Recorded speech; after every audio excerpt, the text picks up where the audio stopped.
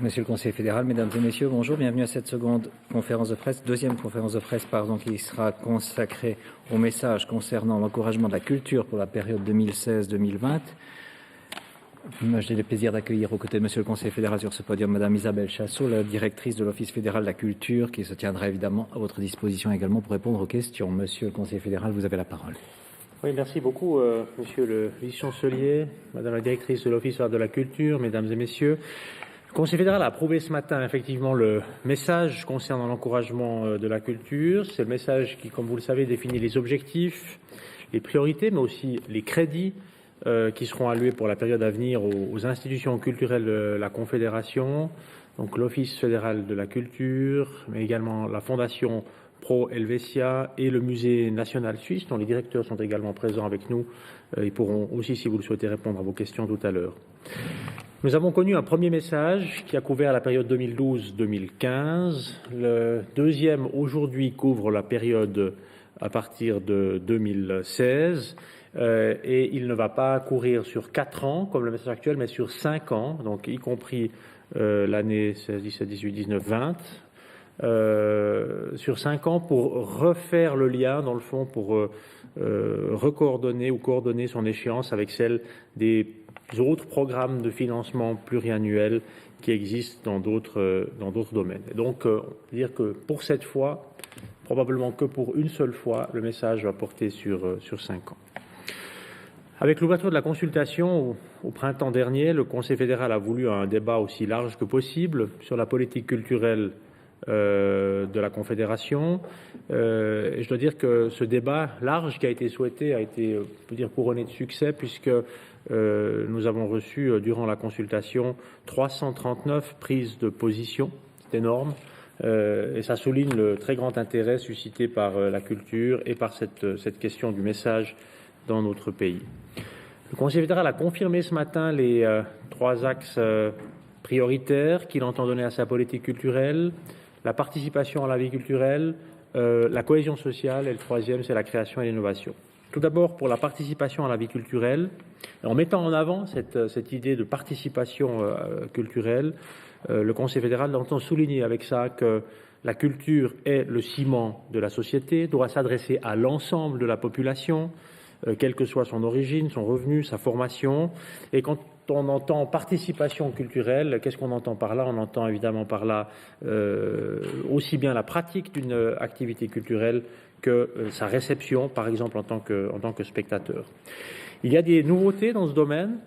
Une des nouveautés, c'est la mise en œuvre de l'article constitutionnel accepté en 2012 sur la musique, avec des efforts en faveur de la formation musicale qui seront renforcés. Il est par exemple prévu d'introduire un programme jeunesse et musique, un peu sur le modèle du programme jeunesse et sport qui est déjà bien connu, donc jeunesse et musique qui constituera la mise en œuvre de cet article constitutionnel. Deuxième élément, pour la participation culturelle sur laquelle nous souhaitons insister, c'est la promotion de la lecture. Et dans ce domaine, le soutien à des projets spécifiques, par exemple à des festivals, notamment dédiés à des livres pour enfants. Et puis enfin, le troisième élément que je souhaite mentionner dans ce cadre-là, c'est une meilleure accessibilité, si on peut le dire comme ça, aux collections d'art de la Confédération. Vous savez que la Confédération a des collections d'art depuis fort longtemps, qu'elles se développent, et ces collections d'art vont être à l'avenir accessibles sur Internet. Le deuxième axe, la cohésion sociale, là évidemment, on pense à la reconnaissance de la diversité culturelle de la société suisse. On pense aussi évidemment au respect des minorités culturelles et linguistiques, qui sont des conditions essentielles pour assurer l'équilibre et la paix sociale du pays. Et là, nous entendons, avec des mesures, encourager le dialogue entre les communautés, contribuer à la compréhension mutuelle, favoriser aussi le sentiment d'intégration, favoriser l'intégration et l'unité. Et dans ce cadre-là, nous proposons d'intensifier les échanges culturels à l'intérieur du pays, développer les échanges scolaires entre les régions linguistiques et également renforcer le statut de la langue italienne en dehors de la Suisse italienne, donc à savoir sur l'ensemble du pays. Il y a des moyens supplémentaires qui sont prévus pour la traduction littéraire en Suisse. C'est important qu'on puisse accéder à la production littéraire de part et d'autre des frontières linguistiques. Ça se fera dans le cadre de nouvelles mesures de soutien consacrées à la littérature. Élément que je peux citer également, c'est la culture contemporaine du bâti. Ça répond aussi, c'est le volet culturel de la réponse aux défis posés par les mutations dans l'aménagement du territoire et les questions d'aménagement général, l'aménagement du territoire. Puis enfin, c'est aussi un point important dans ce cadre de cohésion sociale, l'amélioration des conditions de vie des gens du voyage suisse, qui fera l'objet d'une attention particulière. Après la participation culturelle, la cohésion sociale, le troisième axe, c'est la création et l'innovation. Nous savons, la créativité, la force d'innovation de la Suisse constitue un point important dans notre pays, un axe sur lequel nous entendons agir, parce que la création artistique et la création culturelle sont des catalyseurs de l'innovation et de la transformation. Et il y a là un potentiel et une dynamique à exploiter. Alors, dans ce cadre-là, on souhaite en particulier approfondir la collaboration entre encouragement de la culture, promotion de l'innovation, la promotion économique et l'industrie. On pense notamment ici au design, aux médias numériques interactifs. Un deuxième axe qui a été aussi beaucoup discuté, que nous proposons de mettre en place maintenant, c'est une politique de promotion de la place cinématographique suisse, dans le fond, de faciliter ou d'encourager, de soutenir la réalisation de films en Suisse. C'est aussi naturellement sur le plan économique quelque chose d'important et nous avons autour de nous, il faut aussi répondre à ce que nous voyons se développer autour de nous, nous avons des pays qui ont développé des outils d'incitation assez forts pour que ça se passe chez eux. Nous souhaitons naturellement pouvoir répondre pour que les films, parce que ça a aussi une grande valeur économique, puissent être tournés en Suisse. Et puis le point que j'aimerais encore aborder maintenant avec vous, après ces trois axes, concerne la promotion culturelle à l'étranger. Là, nous avons également des liens, une présence à intensifier dans les grandes métropoles européennes, développer aussi les nouveaux marchés pour les acteurs culturels suisses, améliorer, garantir la visibilité des artistes lors de certains événements ou de grands événements internationaux. Évidemment, si on pense à les relations avec l'étranger, on pense naturellement aussi à Média, la question qui nous occupe sur le plan du cinéma, avec l'accord Média. Nous avons mis en place une solution transitoire pour 2014. 2014 touche bientôt à sa fin, donc nous allons poursuivre sur cette voie au début de l'année prochaine. Évidemment, nous souhaitons encore et toujours, envisager une participation de la Suisse au programme européen médias et culture, qui reste un objectif à moyen terme. En parallèle, je dois mentionner encore ici, c'est un élément important, c'est que le Conseil fédéral a décidé ce matin de l'entrée en vigueur au 1er janvier prochain, donc dans un mois maintenant, de la loi sur les écoles suisses à l'étranger. Vous vous souvenez de la révision totale de cette loi qui a été adoptée par le Parlement durant cette année, qui donne une plus grande autonomie aux écoles, reconnaît le rôle important qu'elles jouent dans la diffusion de la culture et de la formation suisse à l'étranger, et avec là aussi des développements et des évolutions qui sont à attendre, puisque cette loi crée des bases qui permettent de soutenir la formation professionnelle initiale et aussi la fondation de nouvelles écoles suisses, et tout ça s'est intégré au message culture. Ja, meine Damen und Herren, wir leben in einem viersprachigen Land mit mindestens ebenso vielen Kulturen. Kantone, Städte, Gemeinden haben ein reiches und vielfältiges Kulturleben, kennen ganz unterschiedliche Traditionen. Sie sind es auch, die Kulturförderung tragen. Und unsere kulturelle Vielfalt wird durch den Föderalismus geprägt und bereichert. Eine Folge davon ist, dass Fördermaßnahmen wenig aufeinander abgestimmt sind. Und die Kulturförderung mangelt es an Koordination zwischen den verschiedenen staatlichen Ebenen, an einem gemeinsamen Vorgehen, anders gesagt. Und der Bund will sich künftig für eine kohärente Kulturpolitik für die ganze Schweiz stark machen. Das ist klar nicht allein, aber auch mit Kantonen, mit Städten, mit Gemeinden. Das heißt auch, das gemeinsam und zusammen zu diskutieren und zu entwickeln. Wir haben seit 2011, das heißt jetzt vor 3 Jahren, einen nationalen Kulturdialog.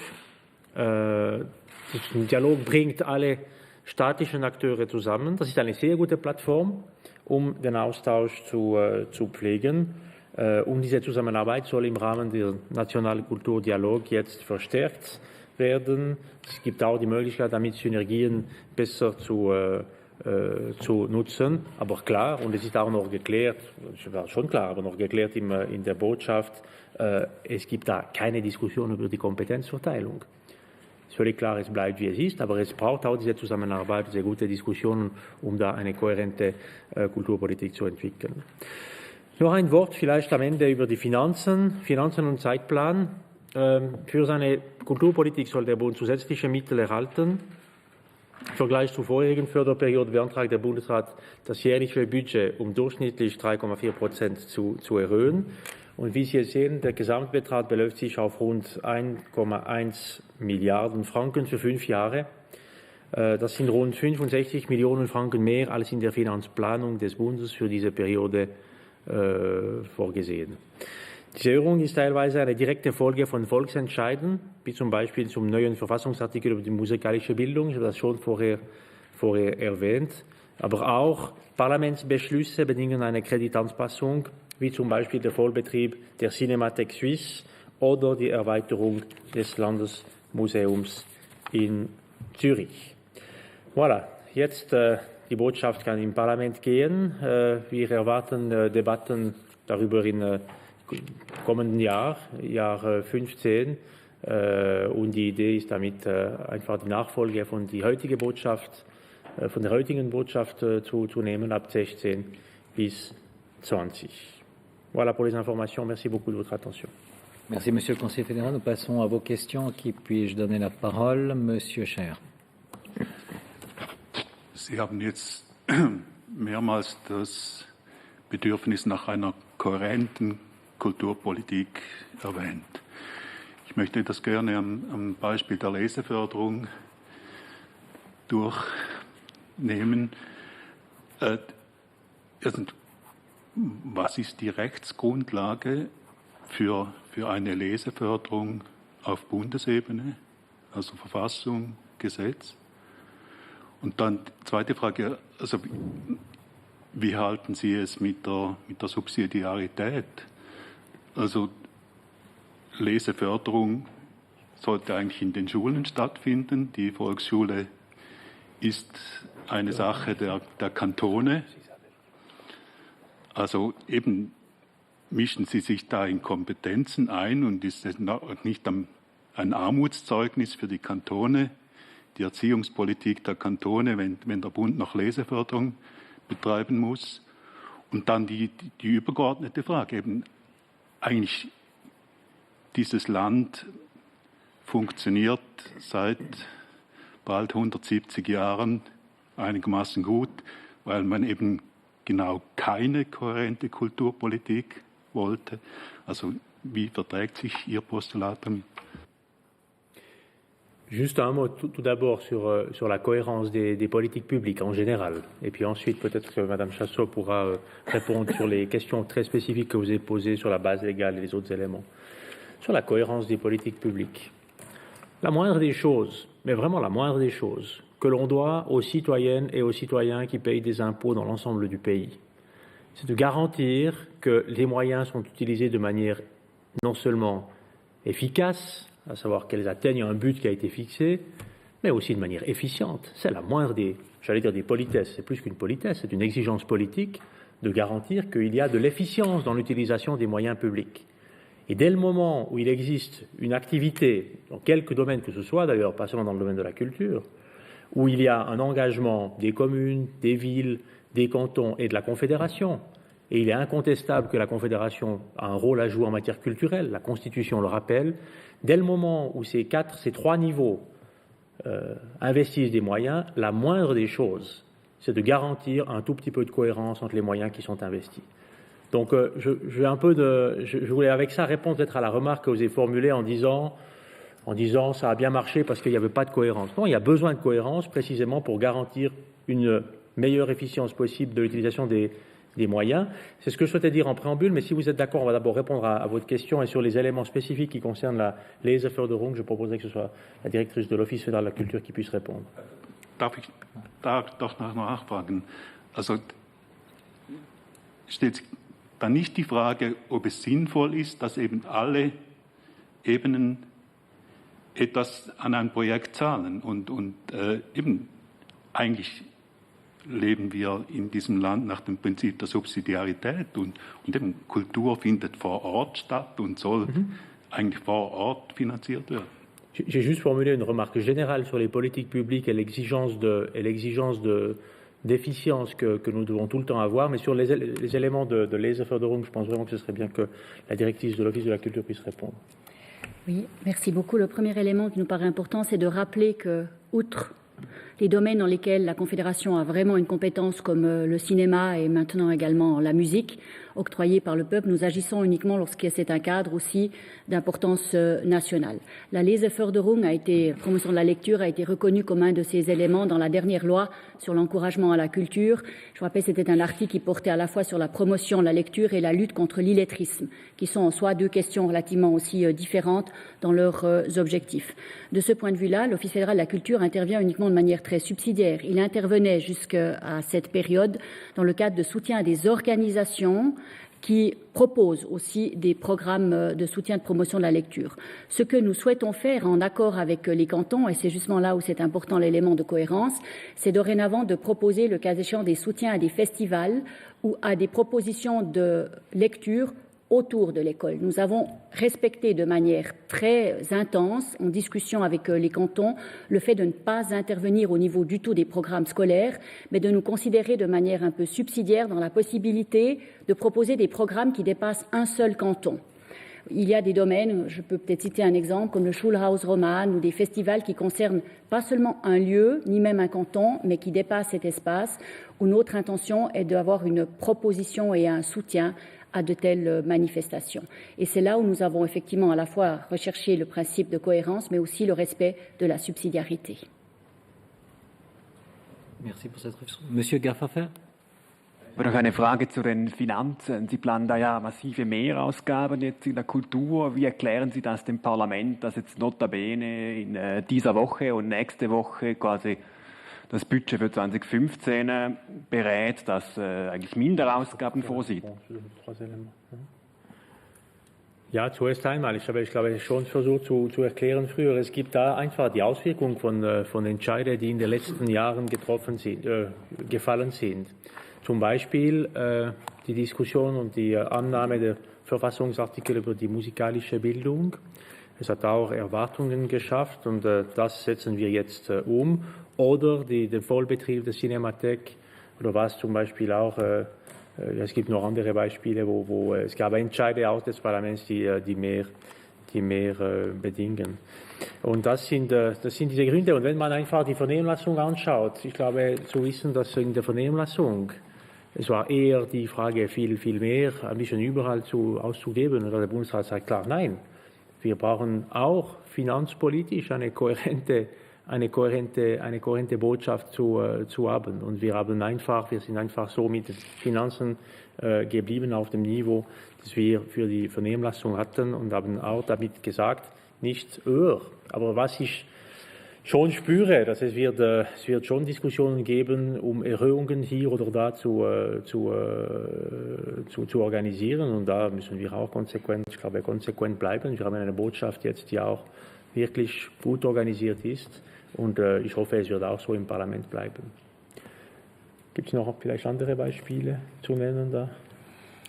Si l'on regarde les augmentations principales qui ont été faites, vous constaterez qu'il y en a certaines qui sont la conséquence de décisions antérieures. C'est le cas pour le musée national où évidemment, dès le moment où la construction a été acceptée, il faut pouvoir aussi mettre en valeur aussi les surfaces complémentaires et l'exploitation du musée national Zurich. Vous avez la même chose pour la cinémathèque où le Parlement a accepté l'agrandissement de Panta, pour lequel il faut maintenant aussi pouvoir donner aussi suite en termes d'exploitation. Et puis nous avons bien évidemment la mise en valeur, la mise en vigueur de l'initiative constitutionnelle jeunesse et musique qui entraîne des coûts relativement importants. Et puis nous avons ensuite essayé vraiment de focaliser, de limiter sur un certain nombre de priorités, ce qui fait qu'il y a de nombreux domaines qui ne connaîtront pas d'augmentation parce que nous avons voulu nous concentrer sur un certain nombre de mesures qui nous paraissaient essentiel pour les 5 prochaines années. C'est le cas, par exemple, dans un domaine pour le film, où nous n'avons pas augmenté les autres mesures, les autres moyens dans le domaine du film, pour nous concentrer sur une mesure dont nous avons besoin parce que nous ne sommes plus concurrentiels sur le plan international et que des films aussi importants que, par exemple, Sils Maria, sont tournés ailleurs qu'en Suisse, alors même qu'ils portent un titre suisse. Et c'est un peu dommage aussi pour la place suisse du cinéma. Merci. Prochaine question. Oui, monsieur, je vous en prie. Oui, appuyez. Concernant les impulsions pour la promotion de l'italien au nord des Alpes. Je n'ai pas compris. L'italien, tu veux donner quelques exemples? Pour la question de la promotion de l'italien, il nous est apparu que c'était un point extrêmement important dans toute la discussion sur les langues aujourd'hui. Nous remercions beaucoup, Monsieur le conseiller fédéral, de nous avoir aussi appuyé et donné les impulsions nécessaires pour cela. Les mesures que nous avons prises en compte concernent à la fois le soutien à l'enseignement de l'italien en dehors de son aire géographique dans des projets pilotes. Le Conseil Conseil des États aura l'occasion de discuter la motion Semadeni la semaine prochaine suivante qui concerne aussi la question d'écoles bilingues qui comprendraient l'italien. Il y a aussi la question qui nous paraît très importante de l'italien dans les gymnases où également aussi ensemble avec les cantons il s'agit de faire un effort. Ensuite, les cantons se sont engagés dans le cadre de l'harmonisation d'avoir également une offre facultative d'italien dans les écoles pour l'école obligatoire pour lequel il manquerait notamment aussi encore des projets aussi didactiques, des projets qui font sens de l'enseignement sur lequel nous pourrions faire pour l'italien ce que nous avons fait aussi pour les autres langues nationales. Et le dernier élément, c'est les éléments des échanges culturels aussi, pour que la culture je devrais dire tessinoise et grisonne italienne, italophone, puisse également être connue, mieux connue, reconnue de l'autre côté des Alpes parce que c'est aussi vecteur de connaissance et de compréhension mutuelle. Grazie mille. Prendiamo ancora altre domande. Monsieur Ramsayer? Y aura-t-il finalement aussi des crédits pour la gestion de cette fameuse héritage Gurlitt? Ou est-ce que les autorités fédérales continuent de dire ça, c'est pas nos oignons, et si oui ou non, pourquoi? J'ai deux mots. Oui, peut-être que la directrice de l'Office de la Culture va répondre. On n'a pas dit que c'était pas nos oignons. Vous savez, je sais qu'on est la semaine du Tibre et le mérite, mais quand même, on n'a pas formulé ça comme ça. Je crois qu'il faut reconnaître ici qu'il s'agissait d'une relation entre un musée qui est en main d'une fondation privée détenue par la ville de Berne et le canton de Berne et l'État allemand. Au-delà de ça, je crois que pour les questions de détail, et notamment ce que nous faisons, ce que nous allons faire dans les domaines qui sont concernés, parce que c'est un domaine qui n'est pas apparu lundi dernier. Vous savez, la question de Raubkohn, c'est une question qui nous occupe depuis longtemps. Peut-être que là, Madame Chassot pourrait répondre.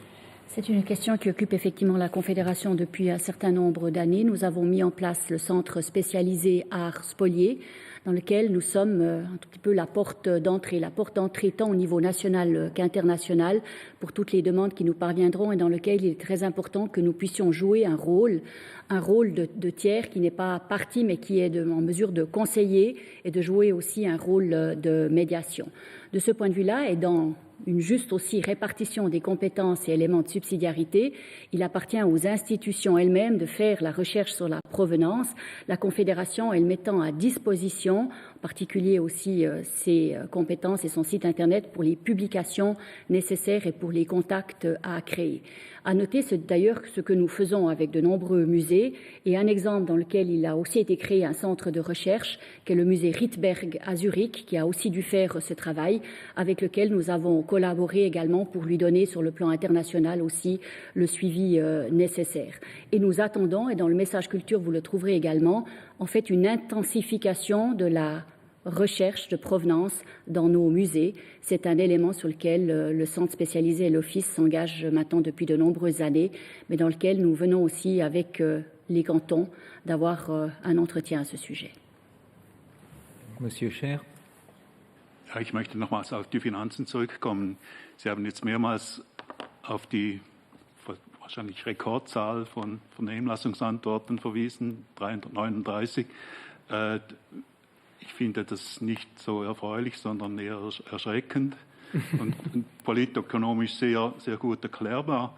Also gehe ich recht in der Annahme, dass unter diesen 339 mindestens 320 von Interessengruppen sind, wo das eben klar ist, dass die einfach eine Erhöhung für ihre spezifischen Interessen fordern und darunter andererseits vielleicht 10 von der anderen Seite, nämlich die Vertreter jener der Steuerzahler, die dafür aufkommen müssen.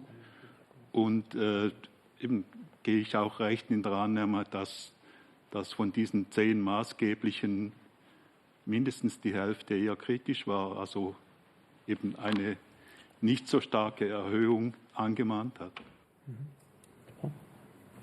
Madame la directrice.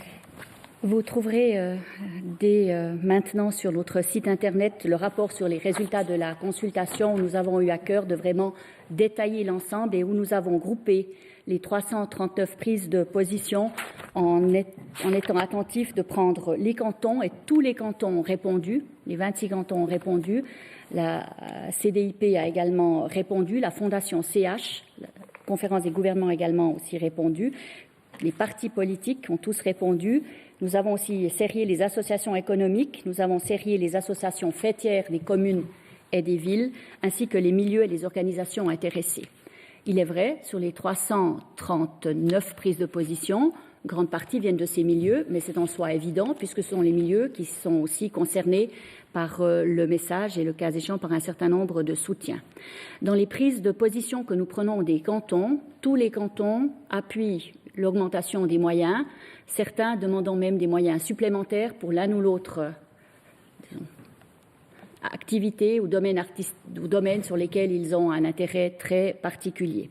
Les partis politiques appuient l'augmentation. Certains d'entre eux demandent une hausse, un parti demande une baisse notable et un demande le maintien des moyens. Dans les associations économiques, elles appuient une augmentation. Une association demande qu'elle ne soit pas supérieure à 3% et l'autre qu'elle ne soit pas supérieure à 2,6%, ce qui est déjà aussi une reconnaissance de la nécessité de moyens supplémentaires. Une seule cantonale demande une diminution de moyens.